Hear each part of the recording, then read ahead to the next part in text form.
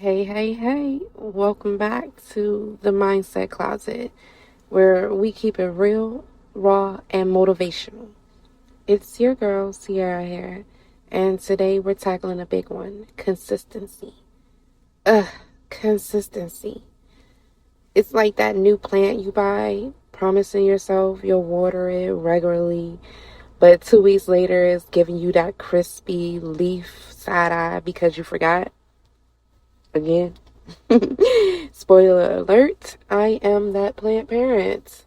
My plant's always giving me the crispy leaf side eye. Like, girl, we thirsty over here. But seriously, let's talk about this. Why is it so hard to stay consistent? And more importantly, how can we get better at it? I'll share some of my wins and some of my funny fails, and a few things I'm working on to stay on track.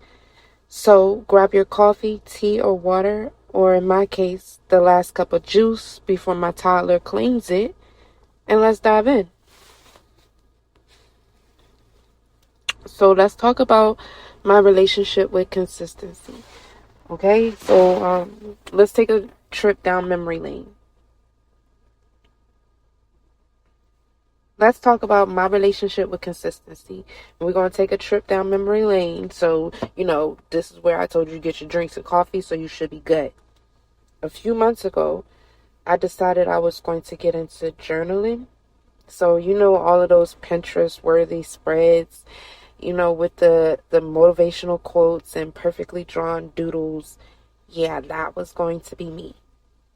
Day one, I wrote 3 pages about my goals, my dreams, my why, everything. I even added stickers. I felt so proud of myself. Day two, I scribbled down on the paper, busy day, will write more tomorrow. Day three, nada, nothing, crickets. And by day 4, I didn't even know where I put the journal. So there's that. It's not just journaling either.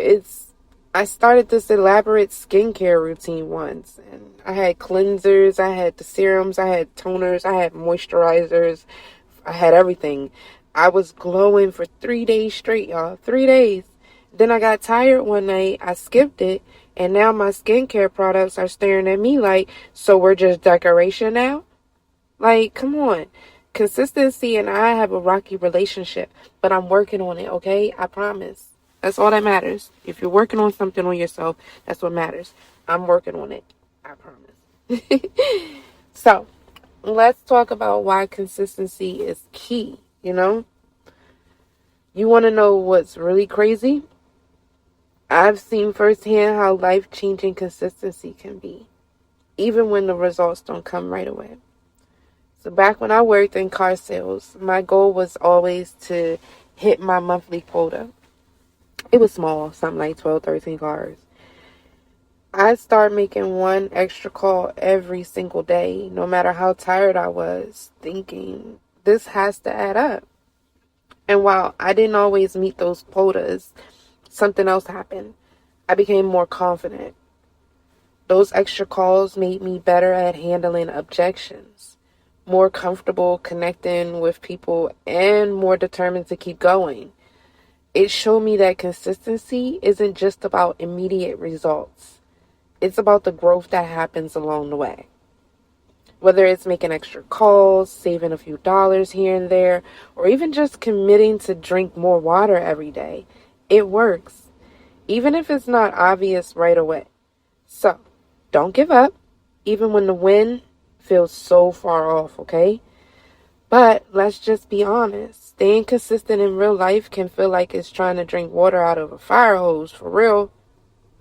Especially when life happens, like when, your car breaks down or your kid decides they hate bedtime, and suddenly your to-do list looks like a CVS receipt. It's not easy, but I've learned that consistency doesn't mean perfect. It just means showing up even when it's messy outside, Work on that, too. That consistency and not using those words. If you slow down your speaking and think about what you're going to speak about, perhaps you don't have those filler words like or like or just any of the other words. But anyway, back to consistency. I'm consistently running off topic. So here's where I'm at right now. I've decided to tackle this consistency thing one step at a time. Baby steps, people. Let me share a few things I've started doing. One is breaking it down. So a couple weeks ago, I told myself I was going to work out every single day. I know, big goals, right? I had this vision of myself waking up early, hitting the mat for an intense workout, and transforming my routine overnight. Spoiler alert, that did not happen. By day 3, I was back on the couch eating chips and scrolling through my phone. I remember sitting there thinking, why do I keep doing this? Why can't I just stick to something? That little self-sabotage spiral could have derailed me completely. But then I had this moment of clarity. Maybe I was trying to do too much too soon. So, instead of saying work out every day, I decided to make it simpler. I told myself, just move your body for 10 minutes. That's it. No crazy expectations. Just 10 minutes. And you know what? It actually worked. One day, my 10 minutes was chasing my kid around the house in a game of You Can't Catch Me. Another day, it was putting on a YouTube dance video and flailing around the house like I was in a Zumba class. Didn't know what I was doing. I really can't dance. And some days, it's as simple as stretching in the living room while my favorite show plays in the background, The beauty of this approach is that it's doable. I'm not overwhelmed by this massive commitment, and because it feels manageable, I've been sticking to it. I even caught myself doing more than 10 minutes a few times without even realizing it. Last week, I found myself actually looking forward to those little bursts of movements. I felt lighter, not just physically, but mentally too. That's when it hit me. Consistency isn't about doing the most every single day. It's about showing up, even in small ways, and building habits you can sustain. So if you're feeling stuck or overwhelmed by big goals, try scaling it back some. Start with something small. 10 minutes, 1 glass of water, 1 extra phone call. Those little wins, they add up. And before you know it, you're making progress without the pressure. Okay, and number 2 was finding an accountability buddy. Number 2 is finding an accountability buddy. I knew I needed some accountability, so I decided to try an app out for support. I downloaded one of those habit tracking apps where you can set daily goals and even join groups with other people working on similar habits. At first, I was skeptical. Could an app really keep me motivated? Turns out it can, and then some. Let me tell you, those notifications can be relentless in the best way. The other day, I was this close, you can't see my fingers, but this close to skipping my morning routine when the app sent me this little pop-up. It said, don't stop now, you're on a roll. It was like having my own little personal cheerleader in my pocket. So I laughed, of course, but it worked. I rolled out of bed and got my routine done. There was another time when I was tracking my water intake because let's just be real, I'm terrible at remembering to drink enough water. Mid-afternoon, when I realized I was completely zoned out and about to grab another coffee instead of water, the app pinged me with, hey, hydration station, time to drink up. Man, it was so corny, but it snapped me out of my coffee craving, and I went to fill my water bottle instead. What really surprised me, though, was how much I enjoyed the group feature. So I joined a group of people all working on building morning routines and seeing their progress. It really inspired me.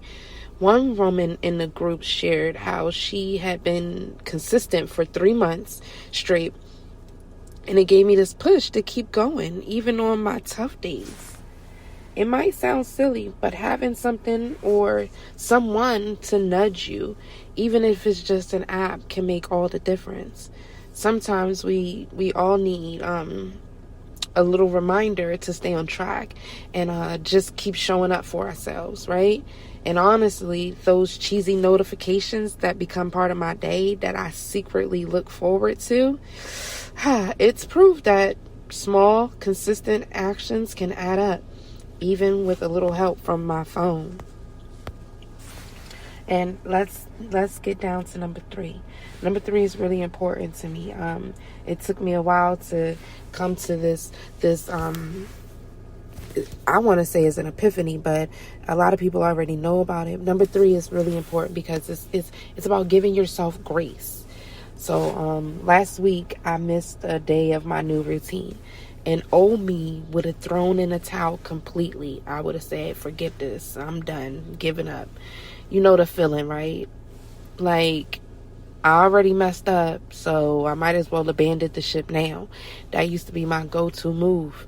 I can't tell you how many times I started something new, a workout plan, a journaling habit, or even a savings goal, only to let one misstep derail the entire thing. I remember this one time I was trying to save $50 a week, okay? I was doing great for the first couple of months, and then one week something unexpected came up. I forgot what it was, but I couldn't save that week. So instead of just picking back up the next week, I convinced myself it wasn't worth it anymore. That $50 challenge, yeah, it fizzled out so quick. It was done, Kaylee. So, but now I've started to see slip-ups differently. Missing one day isn't the end of the world. It's just life happening. Last week, for example, I missed the day of my morning journaling routine. Normally, I would have spiraled into this guilt fest. Like, I knew I couldn't stick with it. But instead, I paused. I took a deep breath and reminded myself that one day doesn't define me. It just means I'm human. So, I got back to it the next day. No guilt, no drama, no extra pressure to make up for the lost time. And you know what? It felt freeing. That little mindset shift has been a game changer for me. Another example, though, of this whole giving yourself grace, I had to set a goal to prepare meals every Sunday. A couple of Sundays ago, I got caught up with errands and completely forgot. Instead of scrapping the idea altogether, I just adjusted.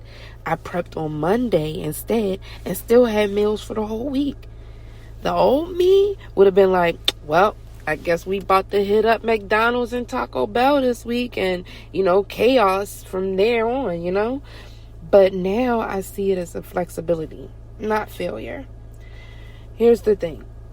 Being consistent doesn't mean being perfect. It means showing up again and again and again and again, even when it's not exactly how you planned. That's how progress happens. One imperfect step at a time. Okay? So now it's your turn, fam. What's the one thing you want to be more consistent with? Maybe it's drinking more water, carving out time for self-care, or finally tackling that passion project you've been putting off. Here's the plan. Pick one thing and commit to it for the next 7 days. Nothing overwhelming, just something realistic that you can stick with. Write it down, make it official, and get started. Like, as soon as you're done with this podcast. I want to hear about your journey too. So what you're going to do is come back and comment on this podcast episode with your goal and tell me how it's doing. Share your wins, share your struggles, or even some funny moments, because let's be real, consistency isn't always pretty. I'm going to call this the Keep It Going Challenge, and we're going to hold each other accountable this time and celebrate those small wins together. It sounds good, right? All right, so let's do this, y'all.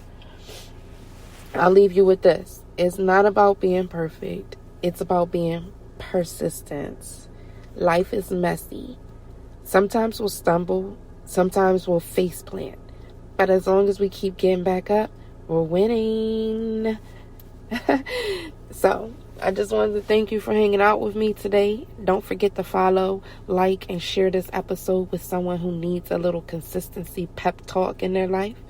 Until next time, stay blessed, stay consistent, and remember, you got this, my gem.